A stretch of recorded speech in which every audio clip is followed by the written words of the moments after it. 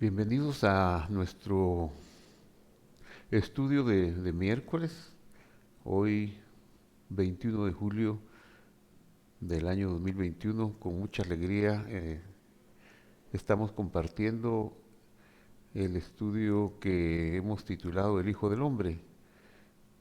Estos estudios están basados en el Evangelio de Juan. Hemos seguido ya por casi un año, un poco más de un año, la secuencia desde el capítulo 1 de este bello Evangelio. Hoy continuaremos con el tema El Hijo del Hombre. A todos los internautas les damos la bienvenida, especialmente a los que se conectan en la ciudad de Guatemala o en cualquier parte de este país, en California, en el estado de Washington. A todos los amigos de estos lugares, bienvenidos. También tenemos muchos amigos que estudian con nosotros estas escrituras en la ciudad de Lima, en la República del Perú. También a ustedes bienvenidos, bienvenidos de El Salvador y de cualquier parte del mundo. Es un deleite compartir con ustedes estas enseñanzas que nos dejó el apóstol Juan desde su perspectiva casi al final del siglo I. Ya este es un evangelio producto de la madurez y de la inspiración de Dios para que nos quedara el panorama completo a nosotros, que habríamos de venir en los tiempos finales. Entonces, el Hijo del Hombre, vamos a ver estas escrituras.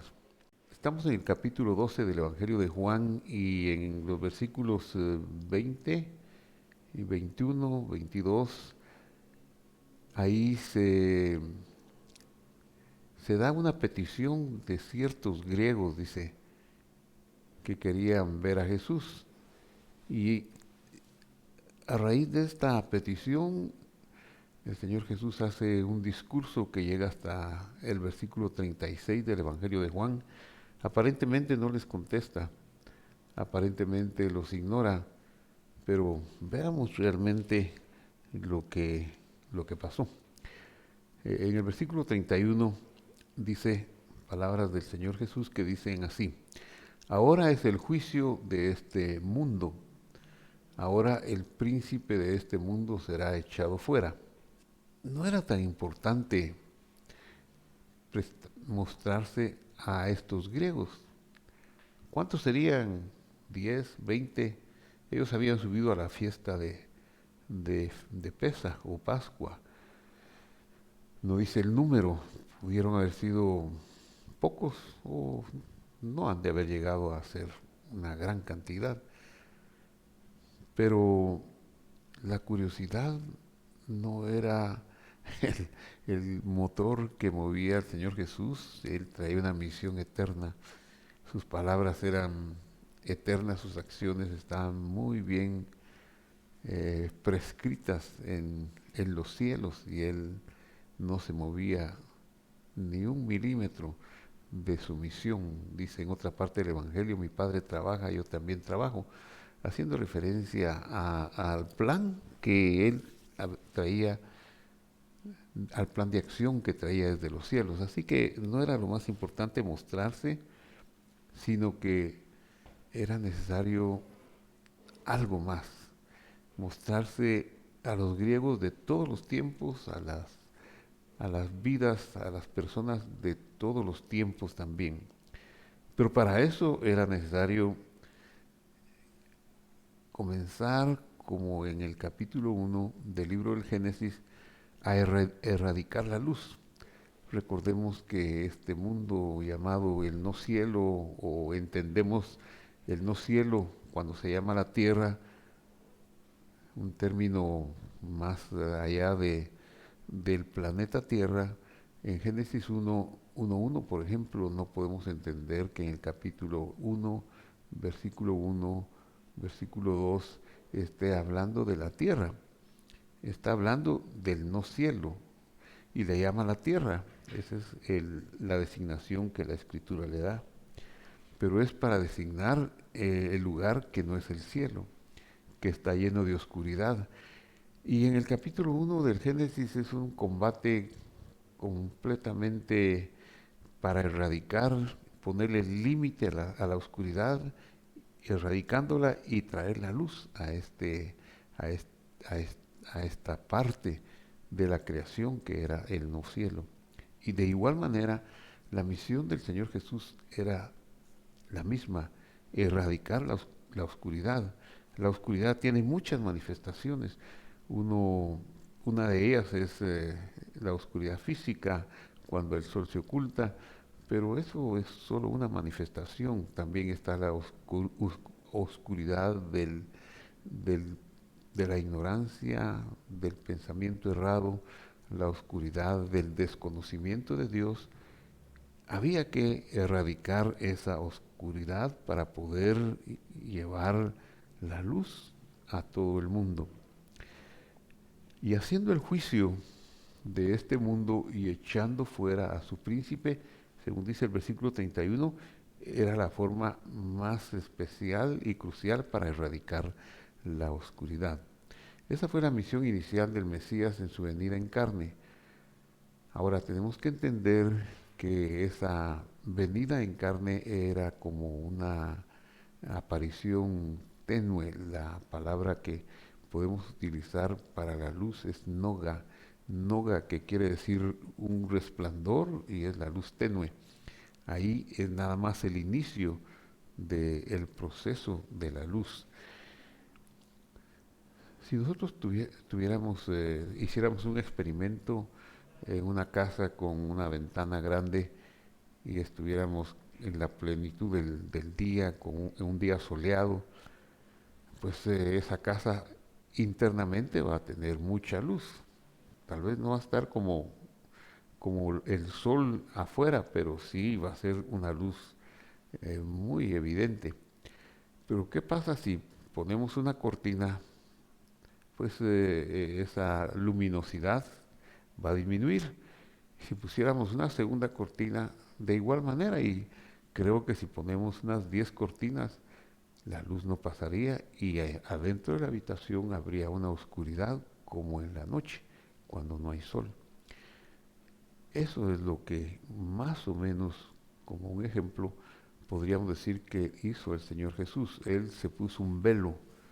El velo fue su carne y apareció como un hombre, de tal manera que las gentes de su tiempo lo que veían era un hombre, no veían a Dios. ¿Por qué? Porque tenía un velo.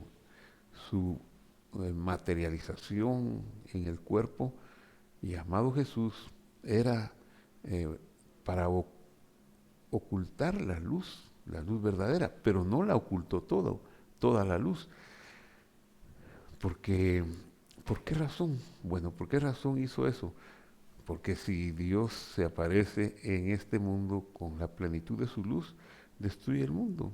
No seríamos capaces de soportar la luz de Dios. Entonces, a este mundo de oscuridad, Él tuvo que venir velado y empezar a dar la luz tenue, noga, como un proceso. Verso 32 de Juan 12.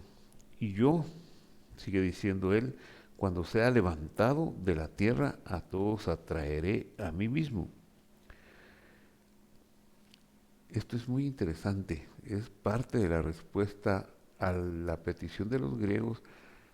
Él va a establecer cómo es que la luz va a venir al mundo y cómo es que Él se va a dejar ver por todo el mundo, no solo por los griegos aquellos en particular, sino por todo el mundo. Y ahora dice algo muy interesante. Primero, que el juicio de este mundo será hecho y su príncipe también será echado fuera, la oscuridad. Y ahora dice eh, que Él va a ser levantado.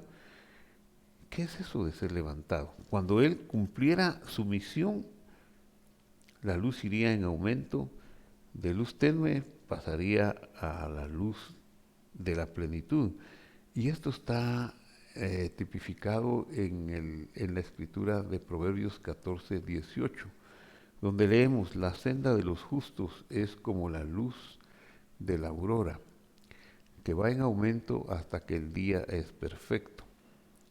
La luz de la aurora comienza con destellos, con resplandor, noga, y paulatinamente en el transcurso de las horas hasta el mediodía, cuando el sol llega a su cenit, ahí está la plenitud de la luz. De igual manera, la luz espiritual comienza con poco. Comenzamos aprendiendo poco y esa es la intención de que estudiemos las Sagradas Escrituras.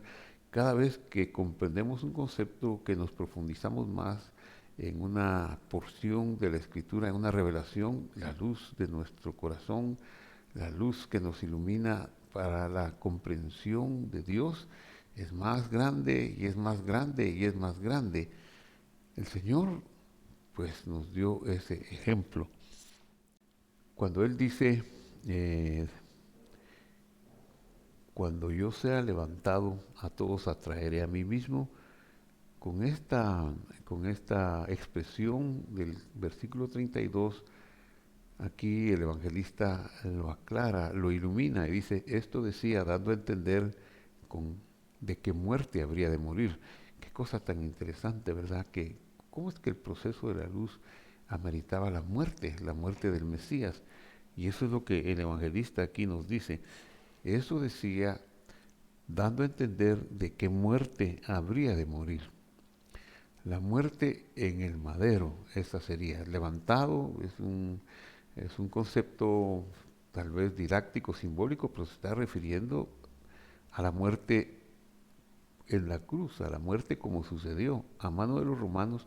Era algo inevitable, era necesario, claro, no era entendible para una mente natural, para una mente que no tiene la luz de Dios, que no sabe que esa parte es necesaria. Entonces esto es locura y eso está bien esclarecido en esta escritura de 1 Corintios 1:18. Leamos y dice, la palabra de la cruz es locura a los que se pierden, pero a los que se salvan, esto es, a nosotros es poder de Dios. Es decir, cuando la luz viene entendemos que era necesario esa muerte. La muerte no implicaba un acto aislado, sino que era el acto por el cual Dios mismo estaría pagando la deuda del pecado. Hay ciertas leyes de la justicia divina que tenían que mantenerse, que tenían que cumplirse. Esas leyes decían, por ejemplo, que una mujer no podía tener dos esposos al mismo tiempo, que para que la mujer pudiera casarse de nuevo, su anterior marido habría de morir. Eso decía. Y esa es la historia de la humanidad cuando la humanidad se aparta de Dios y peca, lo cual se relata en el capítulo 3 del libro de Génesis. Vemos nosotros que inmediatamente la humanidad es separada de Dios. El apóstol Pablo dice, destituidos de la gloria de Dios, muertos en delitos y pecados. Esa es la realidad de la humanidad. La naturaleza de la serpiente, del tentador, ya es parte de la humanidad. Diríamos en términos didácticos que la humanidad se ha casado con la serpiente, que ya tiene un marido, pero Dios tiene un amor tan grande por esa humanidad que Él no quiere dejar a la humanidad casada con el caos, con el dolor, la tristeza, es decir, casada con el pecado o con la serpiente. Entonces Él quiere restaurar, rescatar a esa humanidad, pero de acuerdo a las leyes divinas de la justicia, Dios no puede hacerlo.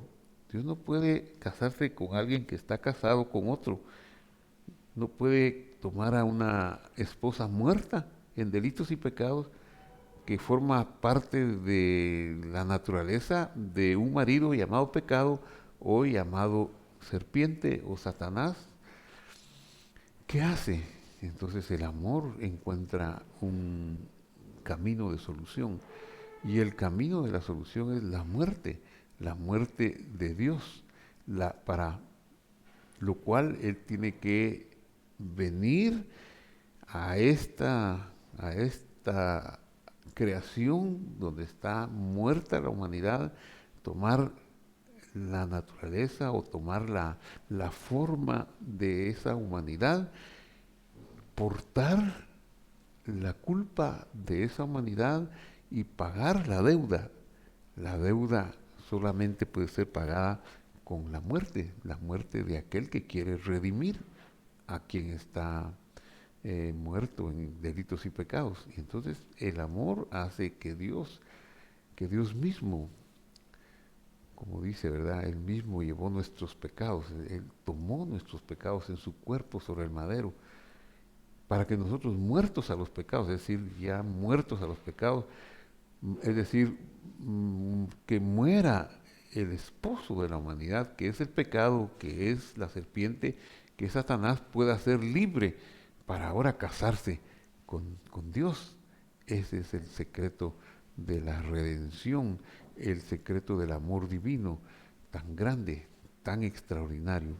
Pero esta palabra, dice Pablo en 1 Corintios 1:18, la palabra de la cruz, la palabra de ser levantado, para dando a entender de que muerte había de morir, es locura a los que se pierden, pero a los que se salvan, esto es a nosotros, es poder de Dios, el poder de sacarnos de la muerte a la vida.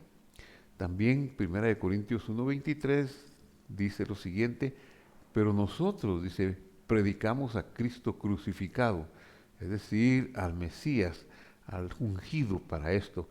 Para los judíos ciertamente es tropezadero, pues es imposible si no se tiene la revelación, si no se tiene la inteligencia de la luz divina, ver que el Mesías tenga que ser un Mesías muerto, crucificado, y ahí está, la historia lo testifica, pero no es aceptado. Eso es un tropezadero para ellos. Y para los gentiles, para los que no son judíos, esto es una locura. ¿Cómo va a ser posible que para salvación tenga que morir? Así es, así es.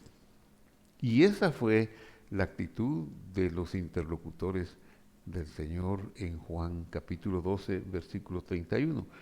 Ellos al escuchar este discurso no lo entendieron y le respondieron estas palabras, en versículo 34, Juan 12:34, y leo, le respondió la gente, nosotros hemos oído que según la ley, el Cristo permanece para siempre. Segunda parte del versículo 34, ¿cómo pues dices tú que es necesario que el Hijo del Hombre sea levantado? ¿Quién es este Hijo del Hombre? Aquí este versículo tiene eh, una riqueza intelectual, teológica, una revelación, una luz muy grande que vamos a analizar. Primero comencemos diciendo, nosotros hemos oído que según la ley el Cristo permanece para siempre. Ahora, cuando vemos en el Nuevo Testamento traducido o mencionada la palabra ley, pero referida a las Escrituras, tenemos que entender que se está refiriendo a la Torá, ley es igual a Torá. Ese es un entendimiento que es necesario que lo vayamos manejando. El idioma griego no tuvo una palabra más específica para traducir el concepto hebreo de la ley. La ley eh, no había una palabra, así que les dieron la palabra que tenían, nomos, o sea, la ley, pero la palabra griega para ley es muy eh, pequeña para darle cabida a lo que es la palabra Torah. Vamos a explicarlo un poquito más. Primero establezcamos de dónde pudo esta multitud escuchar o aprender con sus maestros de aquellos tiempos que la ley decía que el Mesías permanece para siempre, que el Mesías no va a morir. Y después de una búsqueda exhaustiva, llegaremos a la conclusión que no aparece en cualquier parte de las Escrituras. a menos que tomemos la tipología de los sacrificios de Levítico, ahí pues claramente veríamos la muerte era necesaria para la salvación. Y tendríamos que tener una revelación de que los animalitos que están muriendo en los distintos sacrificios están representando a Dios didácticamente, pero que finalmente Dios es el sacrificio, la ofrenda, el acercamiento o el corbán que va a hacer la reconciliación. Pero si no se tiene ese entendimiento, entonces no se va a ver que la muerte es necesaria. Y entonces hay un salmo, una hermosa poesía que debemos analizar. Es el Salmo 89, versículo 20 en adelante. Y dice, hallé a David, David aquí también lo podemos entender o traducir como el amado, hallé al amado, no necesariamente un nombre propio porque esta escritura no se adapta al rey David, el papá de Salomón propiamente, sino que es un concepto teológico, más bien es uno de los nombres del Mesías. Hallé a David, o sea, hallé al amado mi siervo y lo ungí con mi santa unción, o sea, eso es el Cristo, eso es el Mesías, porque Mashiach, que es la palabra para decir ungido en hebreo, sería lo que está diciendo el versículo 20, mi siervo lo ungí con mi santa unción. La palabra ungido en griego es Cristo. Entonces, podemos entender lo que la multitud está manejando.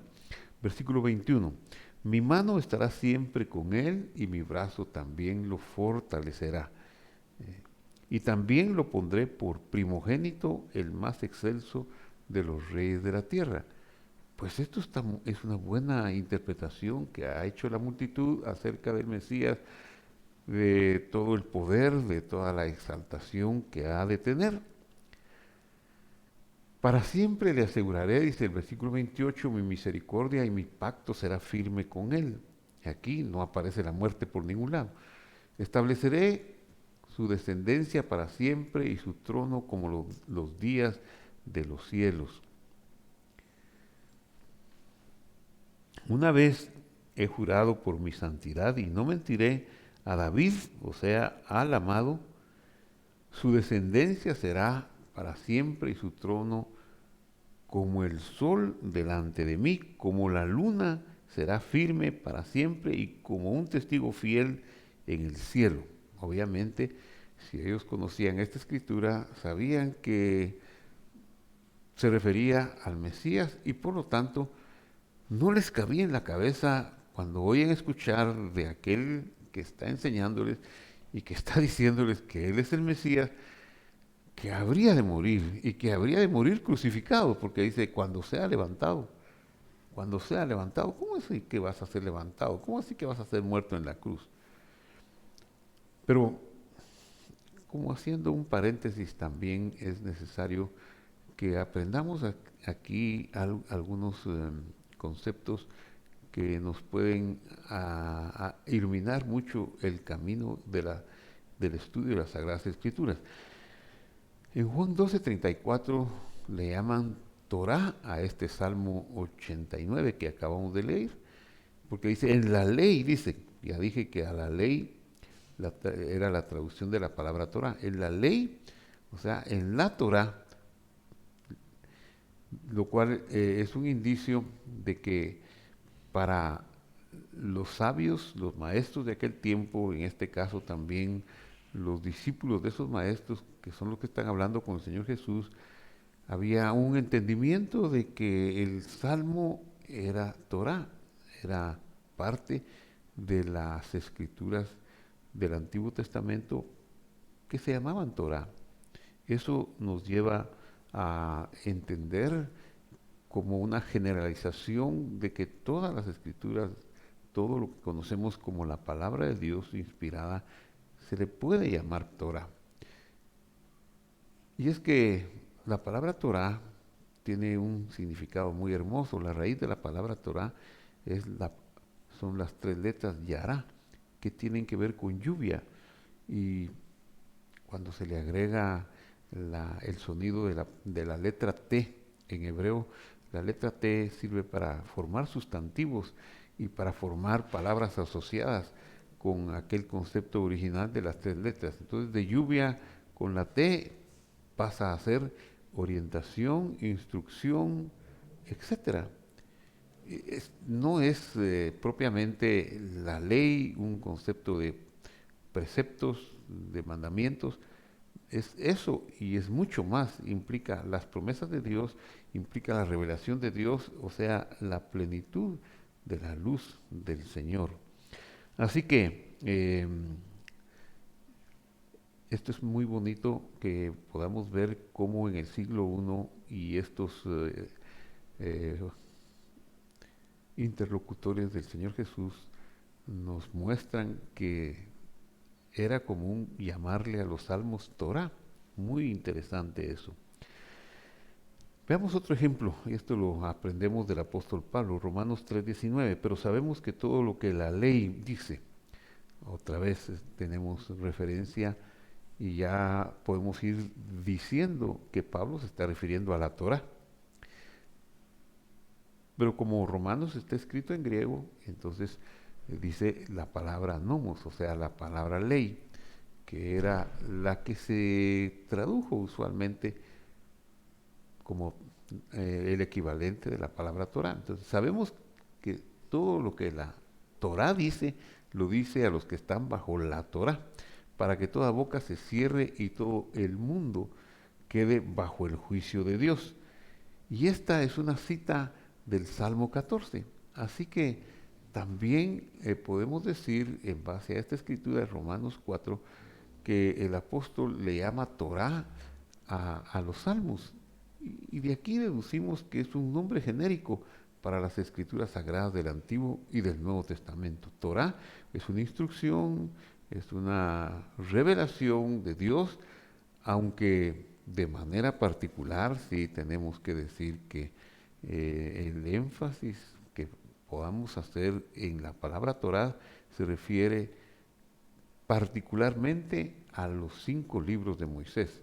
El término que se le denomina a los 5 libros de Moisés es Pentateuco, es una palabra griega, penta 5, y en hebreos se le dice Humash, o sea, 5 también, los 5 libros de Moisés, pero más concretamente la Torá son los 5 libros de Moisés y extensivamente a las escrituras, a las otras escrituras que son inspiradas por Dios y que nosotros reconocemos como la palabra de Dios. Esto era muy necesario eh, esclarecerlo para que nuestro horizonte de conceptos, nuestro diccionario espiritual se vaya ampliando y tengamos más luz cada vez al estudiar las escrituras. Bueno, pero hay otro texto en que aquellos interlocutores del Señor Jesús pudieron haber tomado para sacar la conclusión de que el Mesías no va a morir, de que el Mesías permanece para siempre. Este texto es Ezequiel 37 y dice, habitarán en la tierra que di a mi siervo Jacob, en la cual habitaron vuestros padres. Ezequiel 37:25, en ella habitarán ellos, sus hijos, y los hijos de sus hijos para siempre, y mi siervo David, se puede leer el amado, ¿verdad? Aquí hace referencia, y mi siervo David, o sea, mi ungido, mi amado, el ungido, el que está haciendo una misión de mi parte en la tierra, los gobernará para siempre. Leolam es un término para decir para siempre. Entonces, para los sabios de la época del Señor Jesús, unos 2 siglos antes y también siglos después, David no se refiere al rey David, padre de Salomón propiamente, sino que era uno de los nombres del Mesías. Bueno, después de este paréntesis para esclarecer un poquito sobre la palabra Torah y los otros conceptos que hemos hablado, de dónde esta multitud o estos que hablaban con el Señor Jesús traían sus conceptos de que el Mesías no habría de morir. Bueno, vamos a continuar. Porque ellos en el texto le dicen, ¿y quién es este hijo del hombre? ¿Quién es este hijo del hombre? Le han dicho, bueno, eh, dice en la Torá, dice que el Mesías va a permanecer para siempre. ¿Y quién es este hijo del hombre? Hijo del hombre es un concepto, es un término apocalíptico. No hay que tomarlo literalmente, es parte del metalenguaje. Meta quiere decir más allá de los conceptos naturales. Es un concepto teológico que ya se manejaba desde desde el primer siglo, antes, durante y después del Señor Jesús. Así que, hijo del hombre, Bar Enash, aparece por primera vez en Daniel 7. Leo el versículo 13. Miraba yo en la visión de la noche y vi con las nubes del cielo, que con las nubes del cielo venía uno como hijo del hombre. Kebar Enash. Kebar es una preposición como. Bar es hijo, eso es arameo. Enash es arameo. Este es un término del capítulo 7 que está escrito en arameo. Hay algunos capítulos del libro de Daniel que fueron escritos en arameo y otros en hebreo. Y este forma parte de los escritos en arameo. Entonces, aquí está diciendo, haciendo por primera vez uso en una forma apocalíptica y teológica del concepto Kebar Enash. El arameo tiende a usar mucho la vocal A en sus términos, Kebar Enash. En hebreo existe la palabra Enosh para hombre también, pero es Enosh. En arameo sería Enash. El arameo y el hebreo son idiomas semíticos, son primos, diríamos, y se parecen mucho, aunque tienen algunas diferencias bastante sustanciales que los hacen idiomas diferentes, ¿verdad? Sigue diciendo el versículo 13, vino este Baren, uno como hijo del hombre, que Barenash vino hasta el anciano de días y lo hicieron acercarse delante de él. Hijo del hombre, Barenash, traducido al hebreo, sería Ben Haadam. Esas son las diferencias, ¿verdad? Barenash, hijo del hombre, en hebreo sería Ben, Bar, arameo, hijo, Ben, hebreo, hijo, Enash, arameo, hombre, Haadam, hebreo, hombre. Vemos ahora Veamos ahora cómo se relaciona con la pregunta que le hacen al Señor. ¿Quién es este hijo del hombre? ¿Quién es este Ben Adán? ¿Quién es este Barenash? Ellos, según las escrituras que hemos visto en los Salmos y en el profeta Ezequiel, preguntan Juan 12:34. ¿Cómo pues dices tú que es necesario que el Hijo del Hombre sea levantado? ¿Quién es este Hijo del Hombre? ¿Qué Barenash? ¿Qué Ben Adán? ¿Quién es? No entienden la muerte del Mesías. Y es que la muerte del Mesías no es otra cosa que la muerte, por decirlo de esta manera, aunque no es una muerte similar a la muerte del humano en general.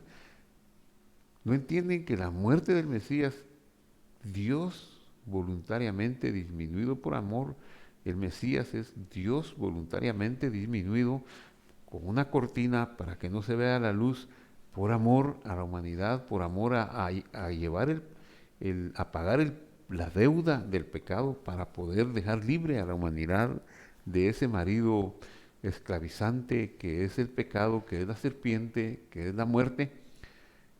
Ellos no entienden ese concepto. Este es un concepto difícil de aceptar, a menos que sea por revelación.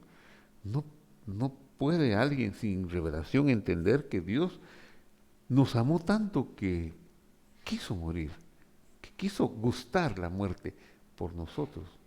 Es, cuando uno entiende eso, solo le sale un amor, una respuesta de gratitud inmensa al Señor, porque no había otra forma para nuestra redención, para nuestra salvación.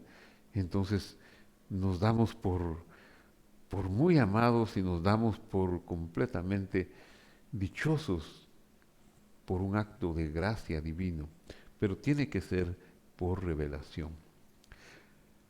Juan 12:34, repito la pregunta, ¿quién es este Hijo del Hombre?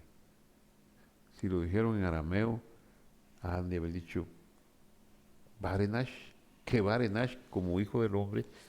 Si lo dijeron en hebreo, han de haber dicho Benja Adam. Pero es más creíble que lo hayan dicho en arameo, porque a estas alturas, a las alturas del siglo I, en el tiempo del Señor Jesús, el hebreo ya no es una lengua que se hable como un lenguaje del pueblo. Ya el arameo, el dialecto arameo judaico ha sustituido al hebreo. Así que es más probable que le hayan dicho, ¿quién es este Barenash? Esta pregunta se parece mucho a lo que aparece en el Salmo 8. El Salmo 8, y leo, dice así. El Salmo 8 comienza con una es una pregunta, pero yo le agregué entre paréntesis esta frase que está en cursivas, me pregunto. El salmista está preguntándose, me pregunto, ¿qué es el hombre? ¿Qué es el Enosh? Y aquí es hebreo y dice Enosh, no usa la palabra Adam. El Salmo 8:4 dice Enosh. Ya dije que en hebreo la O, Enosh, es hebreo y Enash, eso es arameo. ¿Qué es el Enosh para que tengas de él memoria y el Hijo del Hombre Uben Adam para que lo visites? Tenemos que entender que el Salmo 8:4 no es una pregunta filosófica, algo que el salmista está, ¿qué es el hombre? Analizando qué es el hombre, no. No, seguramente el salmista está teniendo una revelación, una visión del Dios disminuido, del Dios que se ha vestido de humanidad, y por eso hace la pregunta. No la hace pues motivado por deseos intelectuales propios de un pensador profundo para establecer quién o qué es el hombre, sino la hace motivado por una visión, por una revelación. ¿Cómo así? Viendo a un Dios, el Dios Todopoderoso que se disminuye hasta la expresión mínima de la vida, como es una semilla para ser depositada en el vientre de una mujer y ahí, desde ahí, poder empezar su misión de salvación, portando la sangre de la humanidad que le permitirá llevar la culpa y pagar el precio y al final hacer la redención. El, ¿quién es este Barenash? O este Ben Adam. ¿Quién es este hombre? Dice el salmista. Voy a repetir la lectura porque es muy interesante. Me pregunto, ¿qué es el hombre? ¿Qué es el Enosh? ¿Quién es este Enosh? ¿Para que lo hagas memorial? ¿O este Ben Adán para que después lo visites, para que después lo eleves? ¿Qué es el hombre, el Enosh, para que tú lo conviertas en un símbolo? ¿Y qué es el Hijo del Hombre? Para que lo visites y luego de pasar un tiempo escondido que tú conoces, ahora lo vas a premiar. Y entonces el verso 5, el salmista tiene la respuesta y la deja en su salmo. Y leo, Salmo 8:5. Lo has hecho poco menor que los ángeles y lo coronarás de gloria y de honra. En realidad aquí, si vamos al hebreo, tendríamos que leer de esta manera. Lo disminuirás un poco menor que a un Elohim.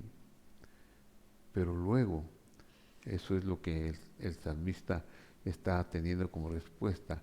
Ese Dios todopoderoso, bueno, se disminuye en honra, se reduce a lo sumo para poder gustar la muerte. Aunque después lo coronarás, y aquí el verbo coronarás es un verbo intensivo futuro, no está en el pasado. Ese verbo está en futuro. ¿Por qué? Porque cuando el salmista escribió, pues faltaban unos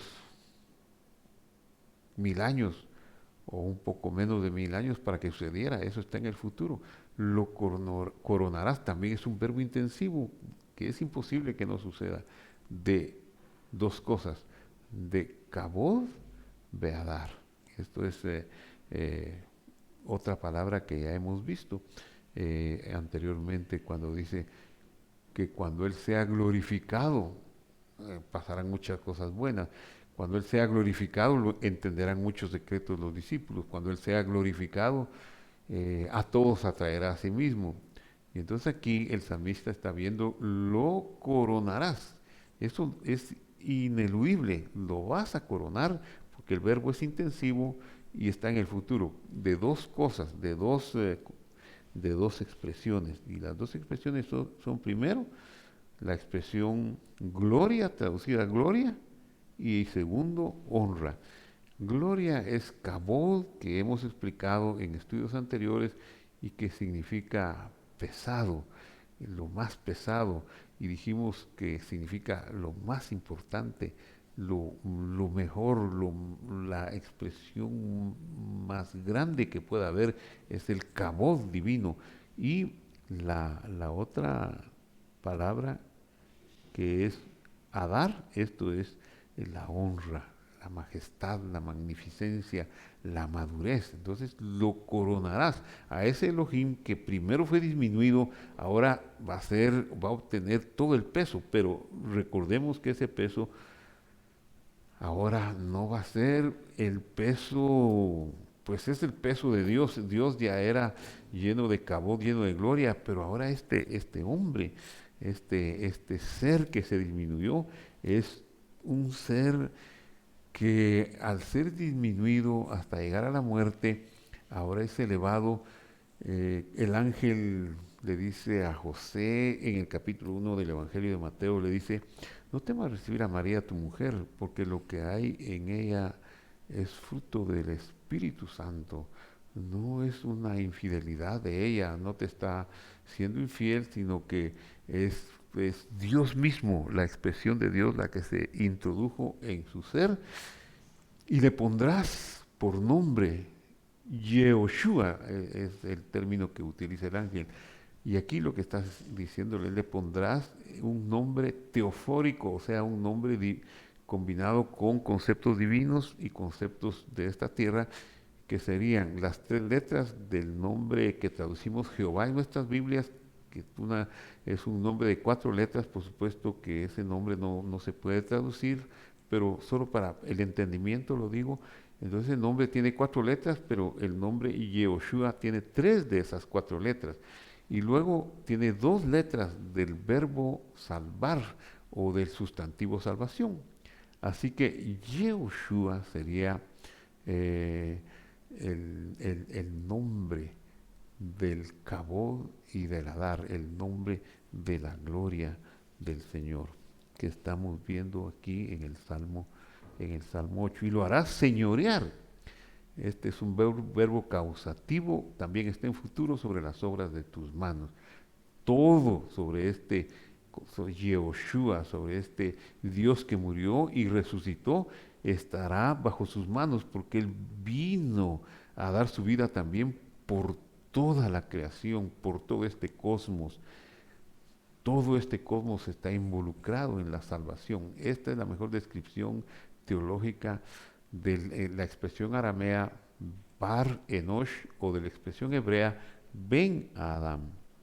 La epístola a los Hebreos enseña claramente que el Salmo 8 se refiere al Señor Jesús, no se refiere a los descendientes de Adán. Leamos y con esto vamos a ir terminando. Hebreos 2:5. Dios no sujetó a los ángeles el mundo venidero acerca del cual estamos hablando. Al contrario, alguien testificó en cierto lugar, y ahora va a citar el Salmo 8, versículo 5, ¿qué es el hombre para que te acuerdes de él y el ser humano para que lo visites? Lo hiciste un poco menor que un Elohim, se traduce ángeles, pero el nombre original es Elohim. Lo coronaste de gloria y de honra y lo pusiste sobre la obra de tus manos. Todo lo sujetaste bajo sus pies, en cuanto le sujetó todas las cosas, nada dejó que no le sea sujeto, sigue diciendo el escritor a los hebreos, aunque todavía no vemos que todas las cosas le sean sujetas, pero vemos a aquel que fue hecho un poco menor que los ángeles, a Jesús. El Salmo 8 pues se está refiriendo a Jesús. Lo vemos coronado de gloria en su resurrección y de honra a causa del padecimiento de la muerte. Y aquí se viene a cumplir lo que le está diciendo a los hombres en Juan capítulo 8, para que por la gracia de Dios experimentara la muerte por todos. Bueno, hemos llegado vamos a dejar aquí el estudio, continuaremos el miércoles entrante y queridos amigos, vamos a terminar esta sesión de enseñanza con una oración, invitándole a suscribirse a nuestro canal, a compartir con sus amigos. Si le ha dejado un beneficio, comparta nuestro canal, nuestra dirección con sus amigos y dele un clic ahí de inscripción y únase a nosotros para seguir estudiando la palabra del Señor. Oremos. Padre que estás en el cielo, hemos llegado al final de un estudio más, el cual lanzamos por medio de YouTube y de Facebook al espacio cibernético, deseando que lleve bendición, que lleve luz y que muchos pues sean esclarecidos a través de esta luz, que lleve consuelo también, que lleve liberación, que lleve poder para todos nuestros amigos en la ciudad de Guatemala, en Lima, en California, San Francisco, en el estado de Washington, en El Salvador, en cualquier parte del mundo. Usa estas palabras para que la luz tuya siga difundiéndose, querido Padre, que estás en los cielos, en el nombre de Jesús. Amén y amén. Hasta de hoy en 8 para nuestro próximo estudio y hasta el domingo entrante, donde tendremos también un servicio en línea con un mensaje de la palabra de Dios. Hasta entonces, que Dios nos bendiga a todos.